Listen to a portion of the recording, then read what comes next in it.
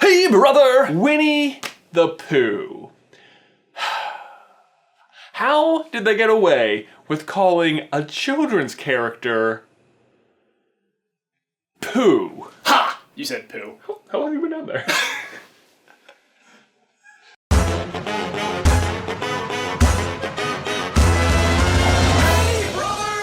Honestly, I'm not sure if I have more questions about Winnie or Pooh or the Winnie. Winnie is a girl's name, right? Like Winnie Cooper from the Wonder Years? Aw man, Winnie Cooper. Whew, raise your hand if she was your first crush, right?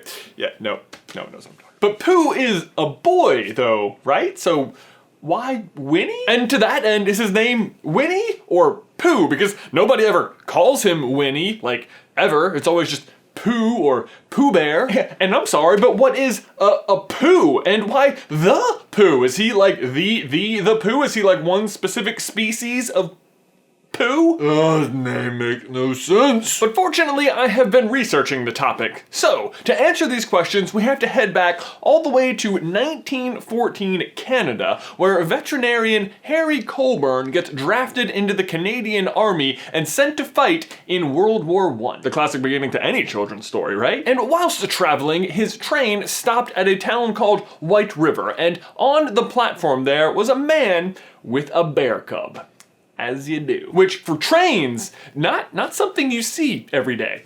Or honestly anywhere, for that matter. The man was a trapper who had killed the bear's mother and now had the cub for reasons. Well, presumably to sell it, which is exactly what he did, because Harry, the vet, decided that he needed to rescue this bear and bought it from the man on the spot for a cool $20. Which, if you ask me, sounds like a great deal for a bear, until you adjust for inflation and realize that $20 back then is worth about $485 or so today. This is like the most bizarre impulse buy ever. I mean, can you imagine getting off a train and just on a whim deciding to spend $500 on a bear while you're on your way to war? But that is indeed what happened, and to my surprise in particular, no one on the train was like, whoa, hey, can we not bring like a bear on the train with us? On the contrary, the entire regiment was like, oh, awesome, you bought the bear. He should be our mascot.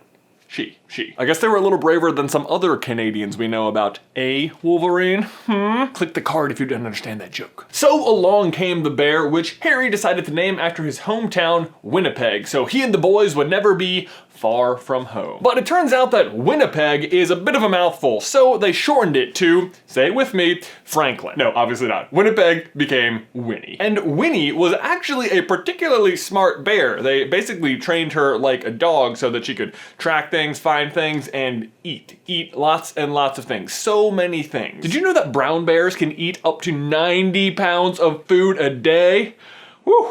Better not be skipping leg day on that diet, Winnie. So Winnie made her way across the sea and stayed with the regiment until Harry and the boys were sent to the front lines in France. And Harry decided that France is no place for a bear. Or probably the front lines. The front lines is no place for a bear, which is a big mistake if you ask me. I mean, he definitely didn't read Game of Thrones. I mean, having a bear on your side could be a huge asset in a fight, right? But whatever, Harry made the smart decision and decided to donate Winnie to the London Zoo. And in London, a one A.A. Milne brought his son to the London Zoo. His son, who happened to need a name for his very own stuffed bear. And do you know the name of his son? Say it with me, Franklin. No, I'm just kidding. Of course, A.A. Milne's son was none other than Christopher Robin. And Christopher Robin loved Winnie to the point where the zoo would actually let him in the pen to play with the bear. Which, let me go ahead and repeat that. They let him in the pen to play with a bear. I mean, I know this story has a happy ending, but I have to say,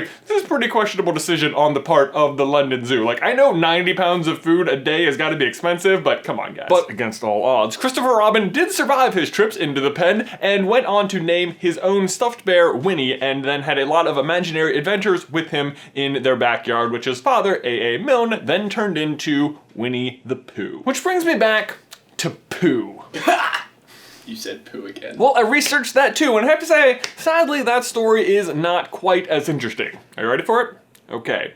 Pooh was the name of a swan they met on holiday. End of story. Or is it? Actually, in the first chapter of Winnie the Pooh, A.A. Milne describes the reason they call him Pooh. And apparently, Pooh Bear's arms used to get stuck and stiff up in the air like this for like weeks at a time. So anytime a fly landed on his nose, he would have to go to blow it off. Get it?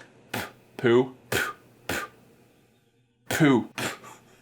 Totally works. And I actually love that explanation, although I have to say it's possible that it is made up because A.A. Milne, the creator, also says he thinks that's how they got the name Pooh, so. Also, side note, Pooh the Swan actually does appear in another Winnie the Pooh book that came later called When We Were Very Young. And there you go, Ben. That's why Winnie the Pooh is called Winnie the Pooh. My question for you and everybody else is, who is your favorite Winnie the Pooh character? Personally, I have always liked Tigger. Also, if you'd like to hear a little bit more about the story, I would totally recommend the children's book, Finding Winnie. It is super, super, super adorable. I read it, it gave me all of the feels, it was super great. You can check, I'll put a link to it down in the description if you want to buy it. These socks are amazing! Also, quick announcement, if you aren't following us on Patreon, I recommend you go check it out. Ben and I are going to be doing another live hangout next Monday, March the 20th, for people. If you want to like ask us questions and hang out with us live, you can check that information on the Patreon, link in the description. But thanks for watching, as always. Please remember to like this video if you haven't already, and subscribe so you don't miss any future Disney videos from us. If you want to find the mouse that saved Disney, I would recommend checking out this video right here. And if you want to find out why Mickey Mouse is actually Kevin from Up, I would check out this video right here. But Ben, that's all I've got for you today, man. I will see you in another life, brother.